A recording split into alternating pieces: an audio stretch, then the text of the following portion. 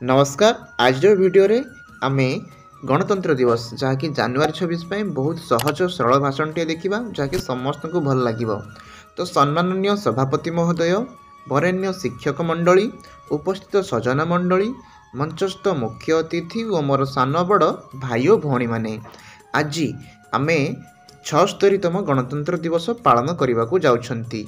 ଏହି ଅବସରରେ ମୋତେ କିଛି କହିବାରୁ ସୁଯୋଗ ମିଳିଥିବାରୁ ମୁଁ ନିଜକୁ ଧନ୍ୟ ମନେ କରୁଛି। ଗଣ ଶବ୍ଦର ଅର୍ଥ ଲୋକମାନେ ଏବଂ ତନ୍ତ୍ର ଶବ୍ଦର ଅର୍ଥ ଶାସନ। ଆମେ ସମସ୍ତେ ଜାଣିଛେ ଆମ ଦେଶ 1947 ମସିହା ଅଗଷ୍ଟ 15 ତାରିଖରେ ସ୍ୱାଧୀନ ହୋଇଥିଲା, କିନ୍ତୁ 1950 ମସିହା ଜାନୁଆରୀ 26 ଯାଏଁ ଆମ ଦେଶରେ ଇଂରେଜ ପ୍ରଦତ୍ତ ଆଇନ କାର୍ଯ୍ୟକାରୀ ହେଉଥିଲା। ଭାରତର ସ୍ୱତନ୍ତ୍ର ଆଇନ ଖସଡ଼ା ବା ସମ୍ବିଧାନ ସେତେ ଦିନ ଯାଏଁ ପ୍ରଣୀତ ହୋଇନଥିଲା। ସମସ୍ତେ ଅନୁଭବ କଲେ ଯେହେତୁ ଆମ ଦେଶ ସ୍ୱାଧୀନତା ହାସଲ କରିଛି, ଆମେ ନିଜର ସମ୍ବିଧାନ ଅନୁସାରେ ଦେଶ ଶାସନ ହେବା ଉଚିତ। ସେଥିପାଇଁ ସମ୍ବିଧାନ ପ୍ରଣୟନ ସଂସ୍ଥା ପ୍ରତିଷ୍ଠିତ ହେଲା। ଏହାର ମୁଖ୍ୟ ଥିଲେ ଭୀମରାଓ ଆମ୍ବେଦକର। ସେ ଥିଲେ ଭାରତୀୟ ସମ୍ବିଧାନର ଜନକ।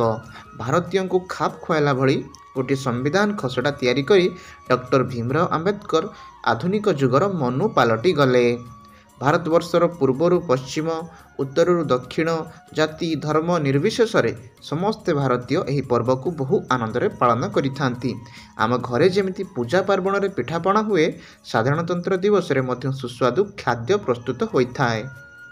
ତ୍ରିରଙ୍ଗା ଝଣ୍ଡା ଉତ୍ତୋଳିତ ହେବା ପରେ ଦେଶବାସୀ ତଥା ରାଜ୍ୟବାସୀଙ୍କୁ ବାର୍ତ୍ତା ପ୍ରଦାନ କରିଥାନ୍ତି।